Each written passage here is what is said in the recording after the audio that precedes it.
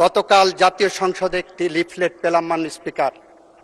সেই লিফলেটে ওনারা 11 দলীয় জোটের পক্ষ থেকে একটি লিফলেট দিয়েছেন, বিরোধী দল কেন সংস্কার চায়। সেখানে কয়েকটি পয়েন্ট দিয়েছেন। এই পয়েন্টের মধ্যে কোথাও জুলাই সনদের কথা বলা নাই মাননীয় স্পিকার। এখানে বলেছেন গণভোটের কথা।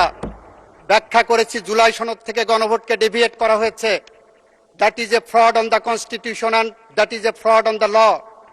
এটা আমরা বলেছি। এখানে কোথাও জুলাই জাতীয় সনদ, যেটা 33টি রাজনৈতিক দল স্বাক্ষর করেছিলেন, তার কোথাও নাম চিহ্ন এখানে নাই মাননীয় স্পিকার। এটা পড়তে যে মনে হলো 33-এ পাশের একটা থিওরি আছে মাননীয় স্পিকার। এই যে আমরা 33-এ পাশ পরীক্ষা করি না, আমাদের দেশে এক্সামিনেশন সিস্টেমে 33-এ পাশ।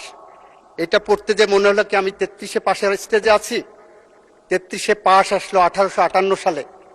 এই উপমহাদেশে যখন ম্যাট্রিকুলেশনের পরীক্ষা শুরু হবে, সেই সময় কতই পাশ হবে নির্ধারণ করতে পারছে না। তখন ব্রিটিশ শাসক ছিলেন। ব্রিটিশদের কাছে পাঠানো হলো যে 33-এ কততে পাশ হবে। তখন ব্রিটেনে পাশের মার্কস ছিল 65 নাম্বার। ব্রিটিশরা মনে করতেন এই উপমহাদেশের মানুষ ব্রিটিশদের থেকে অর্ধেক বুদ্ধি ধারণ করে, তাই ওনারা 32.5 নাম্বারে পাশের মার্কস করলেন মাননীয় স্পিকার। ওখানে ছিল 65, এখানে হলো 32.5। 4 বছর পরে 1862 সালে এটা 33 করা হলো। আমার মনে হচ্ছে ওনারা এমন ভাবে লিখেছেন, আমি কি সেই 33 পাশের মতন ওনাদের থেকে এখন অর্ধশিক্ষিত আছি।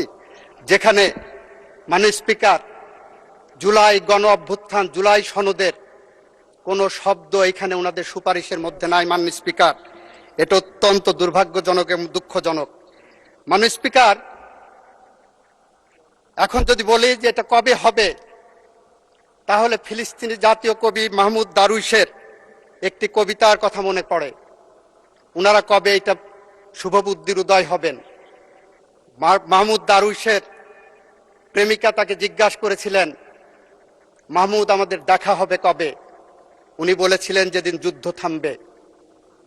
প্রেমিকা জিজ্ঞাসা করলেন, যুদ্ধ কবে থামবে?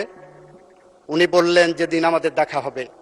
মাননীয় স্পিকার, ওনাদের সাথে আজকে আমাদের সম্পর্কের জায়গাটা এরকম চলে গেছে। কবে আমাদের মিল হবে? যেদিন ওনাদের শুভবুদ্ধির উদয় হবে। শুভবুদ্ধির কবে উদয় হবে? যেদিন আমাদের দেখা হবে।